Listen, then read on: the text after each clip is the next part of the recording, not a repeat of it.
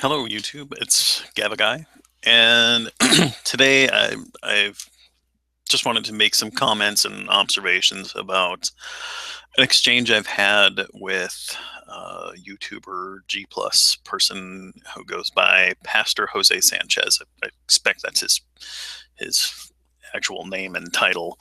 Um, and I've seen he's even done sermons and things via Google Hangouts and things. I've watched a couple, or at least one. Um, it seems like a nice enough guy, um, but he posts a lot of these memes, and when I see them, I comment and kind of try to challenge some of his memes. Um, this one in particular was a recent exchange, and I thought it made a claim that was specious and problematic, even within with an internal critique of the Christian worldview. Um, so the meme, obviously, it says going to hell is no accident; it's a choice. Um, well, I mean, I think first of all, um, Calvinists would take a uh, objection to that, and I think that the Calvinists have some pretty good scriptural basis for believing that the God of the Bible, at least according to the Bible, makes those decisions based on what he likes and doesn't like. You know, what is it in Malachi? I think where it says, "Jacob have I loved, and Esau have I hated." Uh, he Esau was the hardworking uh, hunter who provided for his family, and Jacob was the sneaky cheater who tricked people and deceived them. Um, and that's he's the one that Yahweh blessed apparently, and had at least in part the foundation of his people was on this individual who was well known for his deceit and trickery. Um, you know, that's the one that Yahweh chose. Or from my perspective, he's the one that was more successful and uh, you know got to write the history books. Maybe I mean, or people chose that. Because he was the founding father, so to speak, of the nation that became Israel. And I don't even know that there's no real hard evidence that those patriarchs even existed in reality. But anyways, I, I've gotten sidetracked. uh, my kind of tact in this conversation was to point out the fact that it's not a choice as long as your eternal fate is based on belief, because we don't choose what we believe. We don't choose our beliefs. Um, so I said, I choose not to go to hell. Essentially, will that work? Um, and and Pastor Sanchez says no, and I said then it's not a choice. And and Jose Sanchez says your choice was made. And we've gone on, and there were a couple other people that I really didn't directly engage with. I've engaged with Bible Man. He tends to not produce a lot of counter argument at all. He just uh, goes on plastering uh, scripture, and most of the time it comes down to when he no longer can keep up with making counter arguments. he uses scripture that basically says, anybody who disagrees with the Bible is bad, and she should ignore them, and basically tries to shut them down because he can't present counter arguments, and so he just says ignore this person because he's bad, or a fool, or what have you. Um, so I mean, that there in and of itself suggests, at least to me, that he's got some issues there. Um, anyways, so Pastor Sanchez says you made the choice not to believe, and that is what I was driving at. So there he is. Did you not? No, I didn't. In fact, I fought very hard to maintain my belief, but I found myself persuaded that it was more important to believe true things than it was to maintain a belief that I couldn't verify or validate. And I embarked on an effort, or on a mission, essentially, to try to validate those beliefs that I took on faith by using the same kinds of validation that I used in other aspects of my life. If somebody makes a claim that wasn't religious about things that happened or things that existed in the world, there are certain criteria and evidence that I would use to affirm or deny that thing happened. And and when I applied that same kind of strategy and kind of epistemic rigor to my faith beliefs, my religious beliefs, I found that they were wanting. I couldn't find it, and then everybody says, well, no, you have to use faith. Well, to me, faith does not seem like a very good way to know things.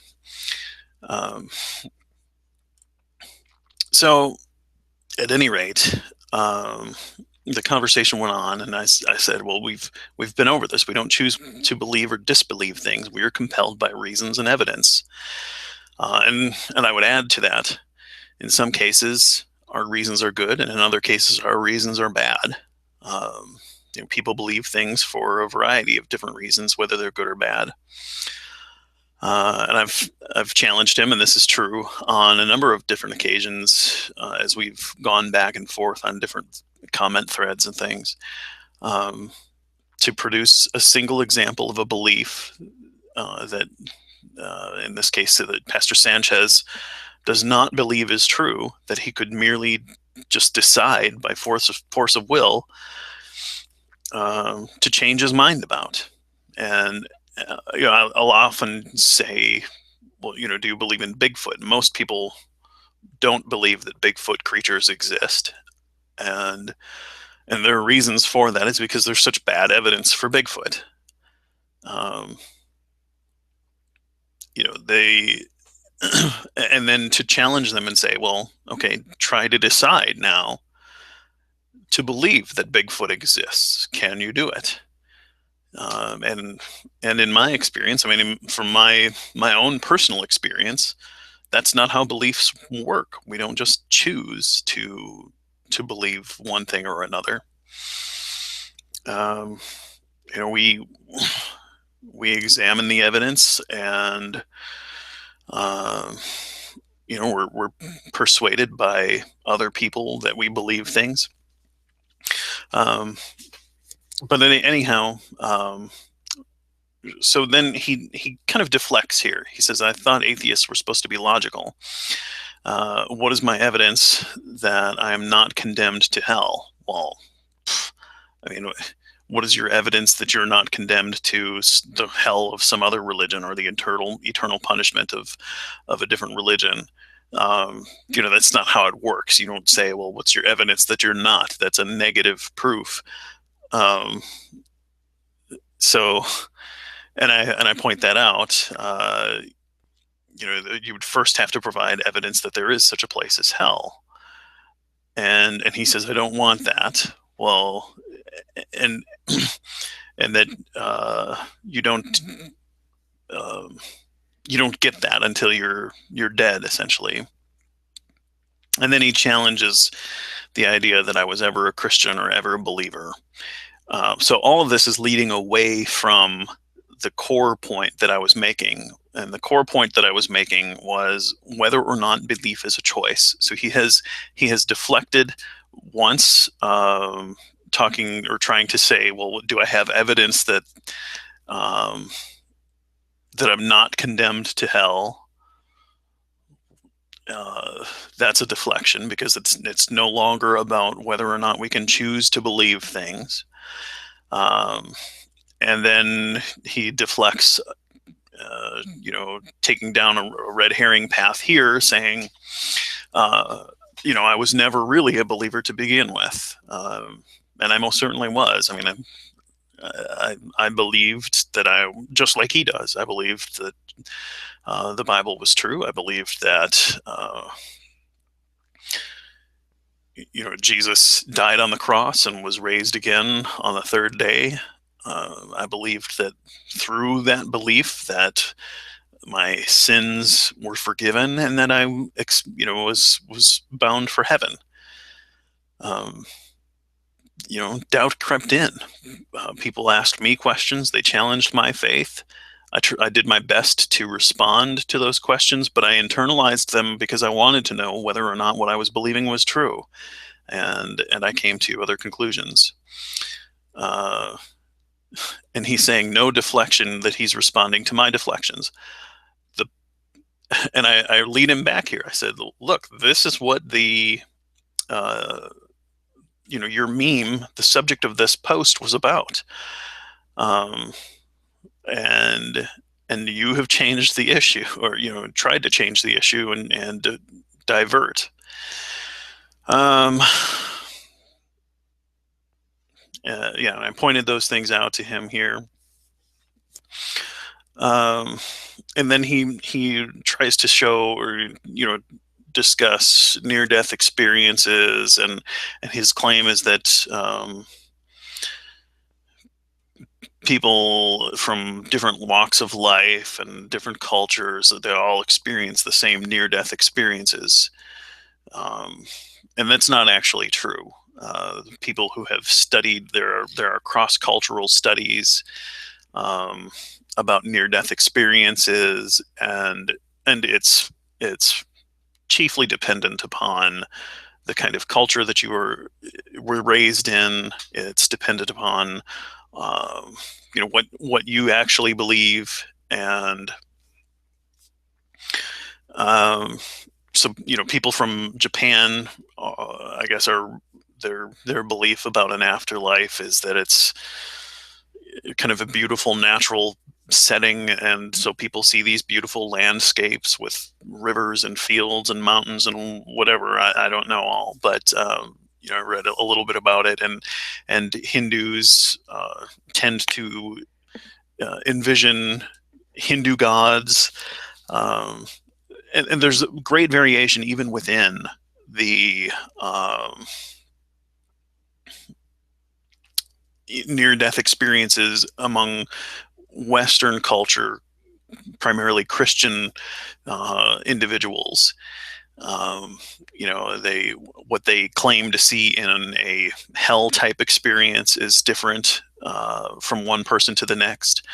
The positive or heavenly, quote unquote heavenly kind of experience is different from one person to the next. Some people see a figure that they decide is Jesus. Other people see a figure that they decide is Peter, or maybe they see relatives. People from China whose afterlife belief is related to this land of the ancestors, tend to see people that they think are ancestors of theirs. So there's no real good reason to believe that these are true. And I point out to him, uh, all of these things, and I also gave a couple of references here. You can look up. There's a pretty good article about near-death experiences on Wikipedia. Some of the sources they give are research that is done by Christians, and I I suspect that those studies tend to focus more on the similarities and disregard the differences in things.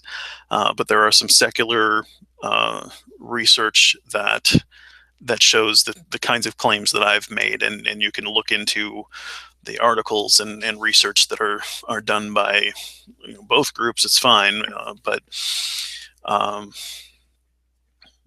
anyhow, you can get to those things through Wikipedia, and Wikipedia lists links to some of the other studies that it cites. Um, but anyhow, and I disclosed a dream that I had, and I said I dreamt that the Incredible Hulk was chasing me in my dream and broke through my neighbor's garage wall to get me. It's a true story. I had this dream when I was little, and it scared me for years. I had kind of recurring dreams about this. Um, so I said, you should count that as evidence for the near death, for the existence of Hulk, the Incredible Hulk, as you count near death experiences as evidence for heaven and hell. And I think that's accurate. I mean, there might be a number of kids who had dreams about the Hulk. Should we consider those dreams as evidence that the Hulk exists? For all every bit of these quote unquote near death experiences, um, there's no evidence that it's happening anywhere besides these people's minds. And if there was a real place, in whatever sense that means, wouldn't we expect that people from all across different cultures and people, regardless of whether they believed in the Christian God or not, regardless if they've ever heard of the Christian God or not, if these near-death experiences were really transporting these people to a real place, wouldn't their experiences there be much more similar? In some cases it's a fuzzy light. In some cases they see streets of gold. In some cases they see, one figure. In some cases they get a tour. In some cases they see bunches of angels. In some cases, people don't report about seeing angels. You know, some people see it's cloudy. Some people see everything's crystal clear. There's great variation among, even, like as I said, even within primarily Christian groups or individuals and their experiences. I can explain, all of that very easily within a secular worldview where these people have expectations and things that have been instilled in them, and that's become a concrete part of their mind and their expectations. Of what will happen when they die, and when they think that they're dying, their mind transports them to a place that conforms with their visualization of that, their mental image of that, and because every person's visualization of that and mental images are different, you have lots of different images. Now, within from one individual to another individual, if they've had the influence that's been primarily Christian, sure, there are going to be some similarities. Maybe people have positive feelings that if that's where they think they're going. There are devout Christians who've had quote unquote near death experiences of hell. Well, what sense does that make? Why were they shown hell? Yeah, I mean, it just and the supposed hell experiences are very different too. There's just not any good reason to believe that these are more than dreams.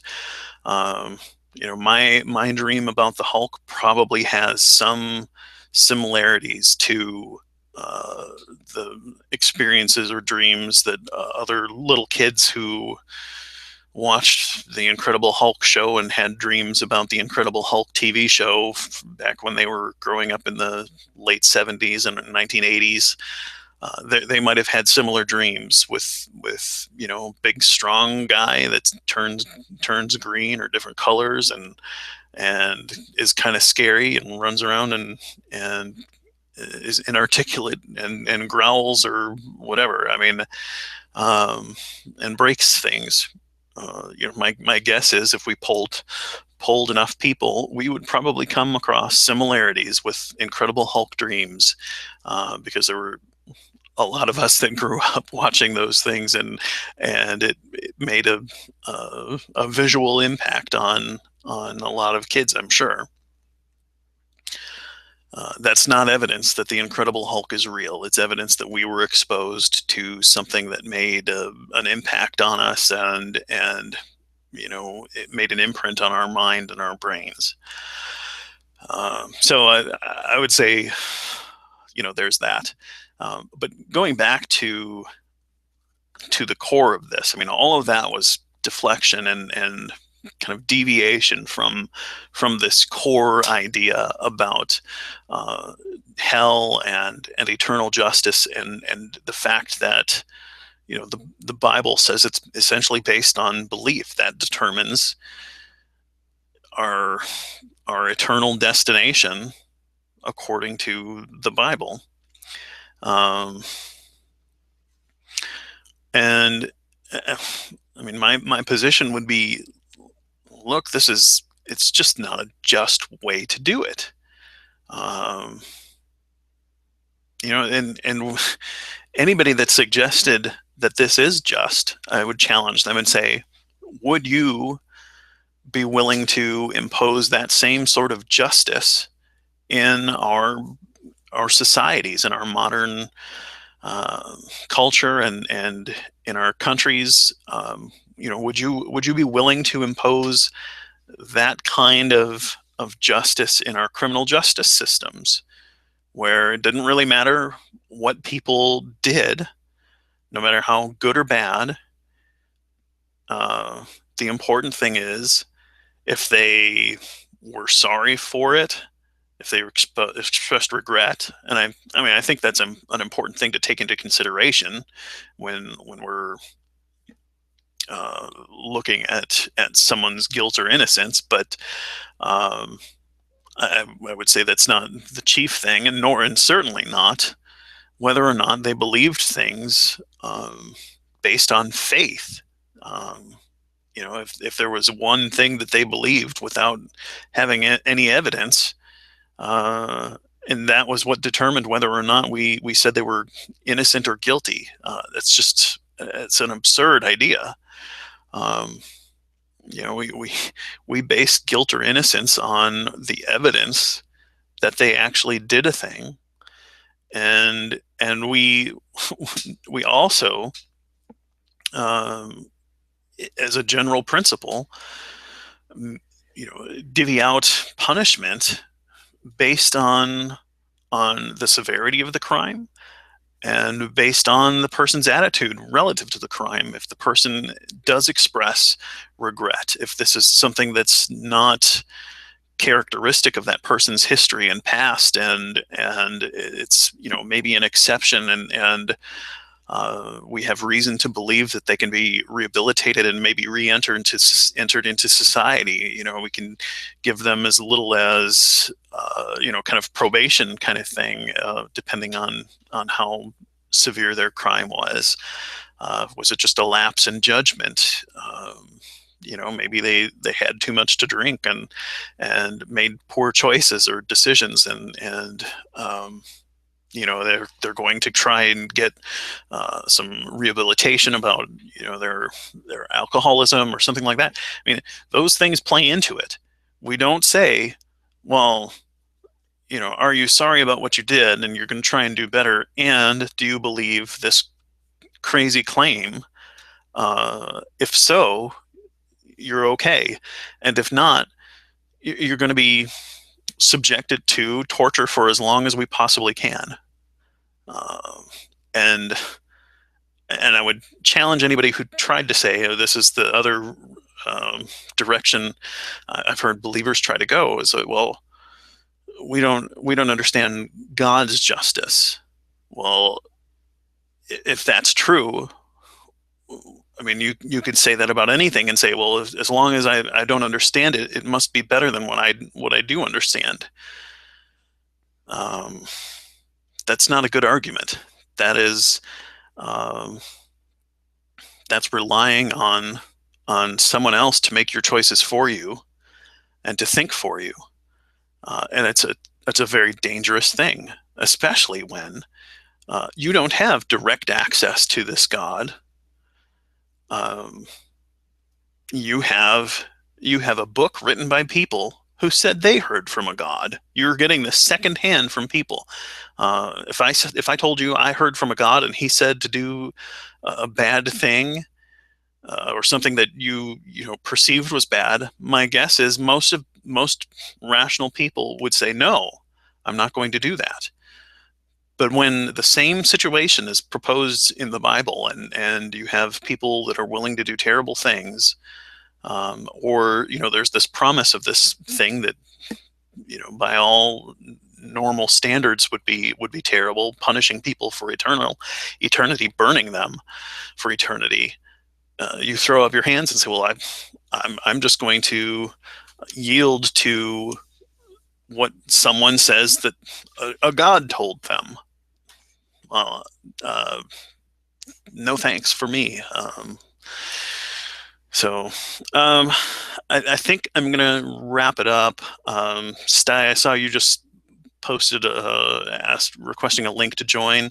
I may open up a second hangout and just kind of shoot the breeze. But I think that's all I'm going to say on this one. I just kind of wanted to get some thoughts out related to this exchange, in part due to the fact that I think I got sidetracked, and I did go along with his red herrings, this Pastor Sanchez, more than I might probably would have preferred in this. I mean, I think, in the end, the exchange still was okay, and we got to the idea of faith. And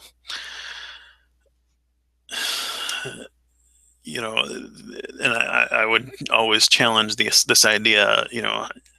How is faith any different than just being gullibility? And it seems to me that religions rely on this idea that faith is distinct from gullibility, and they try to make it into a virtue when it's about believing their claims.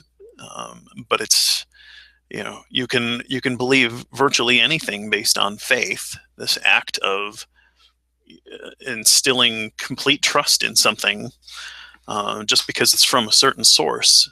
It's a dangerous idea. And I would encourage anyone to reconsider the application of faith. So anyways, that's all I've got to say. And thanks for watching, and I'll catch you later.